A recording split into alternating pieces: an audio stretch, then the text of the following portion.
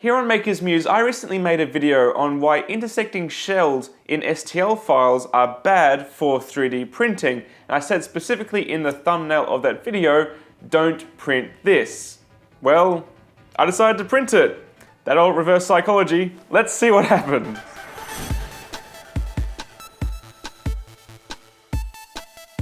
So the file I use is pretty basic. It's the Stanford bunny that's in Mesh Mixer, and I basically just got that file and patterned it around itself, so I just rotated it around. So I ended up with this Cronenberg rabbit that I intended to use to demonstrate why intersecting shells are bad for 3D printing. And what I wanted to find out was just how bad 3D printing multiple shells is for 3D printing. Is it as bad as I thought, or can some programs kind of deal with it? It's not very good practice, but if you can get away with it, that may help some people in some situations. So I fired up 5 different slicing programs. I fired up the Up Studio, which comes with the Up 3D printers, and I ran the Cetus to test that. Then I fired up Slicer, I fired up Simplify 3D, fired up Cura, and finally I tested CraftWare. So let's see how they all did, shall we? So let's start with Up Studio. So the Up 3D printers have to run their own slicer, although they are now implementing a G-code parser kind of thing, but really you have to run Up software on the Ups. And they have no G-code preview. So it's really, you send a file to it and you don't know what you're going to get. So I sent our bunny file with the intersecting shells to the Cetus to be printed out in PLA, and this was the result. So as you can see, as usual, the support material is done beautifully, which is what you can expect off these machines, but it's pretty darn clear that the software had no idea what to do with those intersecting shells. You can very clearly see where they intersect each other. It's just made a gap. It's tried to kind of separate those areas, and as I pull the support away off it, it basically just falls apart. So that's a fail, and it's very clear from this that intersecting shells are a very bad idea if you're running Up Studio.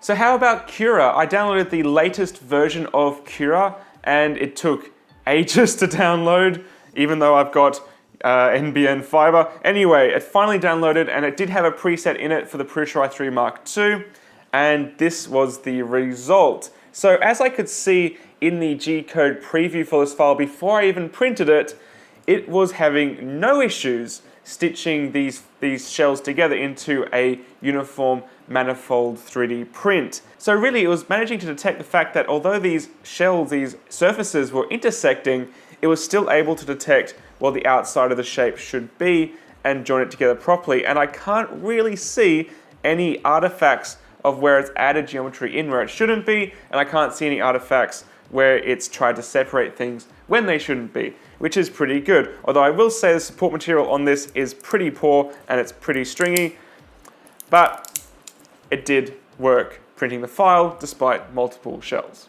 And the next slicer off the block was Simplify 3D. So I have 2 models of Simplify 3D because I told myself at the start of this test that if it did have issues printing multiple shells, I would see if there's any options to make it not have an issue.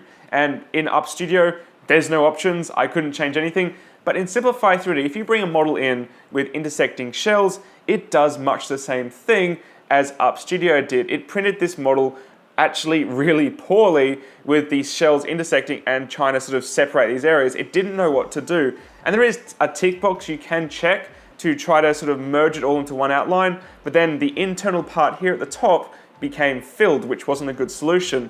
So the way to get around this in Simplify 3D is you can actually separate out all of the meshes. So what you can do is separate them out so they're separate, they're now separate bodies, but then print them together. And Simplify 3D, once you do that, realizes that they can be joined together correctly. And this is the print that was done after doing that, and it is flawless. They're all joined together properly and there's no issues. And again, the support material of Simplify 3D is definitely one of my favorites. So if you're using Simplify 3D and you have intersecting shells, or you suspect you might have a file with intersecting shells, just try ticking that checkbox and seeing if they do separate out. And if you do that, then the file will print properly. And the next slicer off the block was CraftWare. So I dumped the multiple bunny Cronenberg file into CraftWare and then sliced it as normal without telling it to do anything.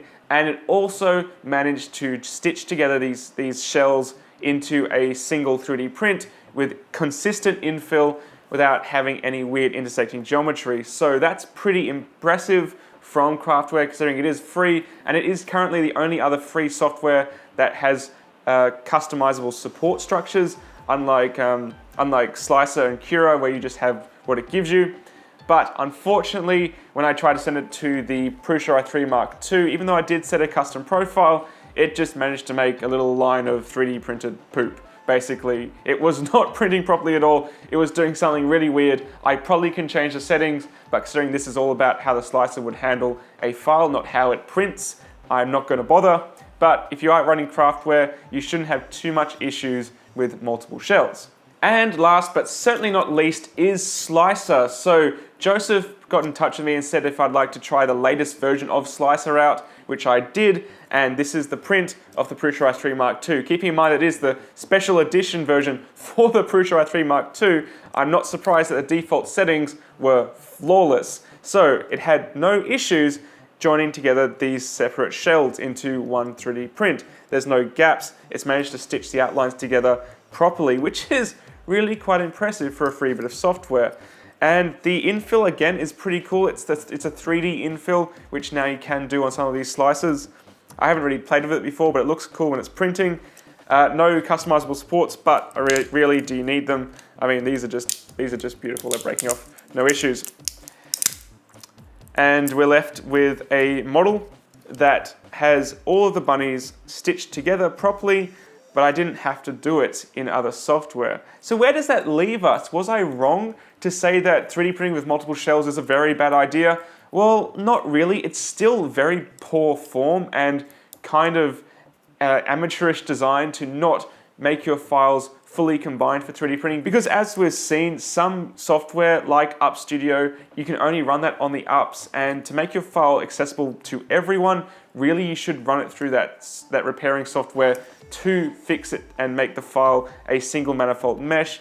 But if you're printing for stuff on your own at home and you're running a software like ZBrush or Sculptress, where you do have intersecting bodies naturally out of the software, and then you're running Slicer or Simplify 3D or Cura, you can get away with it, which is really surprising to me. I thought we'd have loads of errors, but I guess not. So it just shows how far these programs have come. So thank you so much for watching, guys. Hope you enjoyed this experiment into testing intersecting shells on different slicers and a few different printers to see what the results are. And if you enjoyed this video here on Makers Muse, want to see future 3D printing tips, tricks, and reviews, smash that subscribe button, helps us out a huge amount. I look forward to seeing you again very shortly. Happy printing, guys. Bye. Here's the latter half of the 20th century. And man has sent rockets into deep space. He has placed satellites into orbit. He has actually walked in space.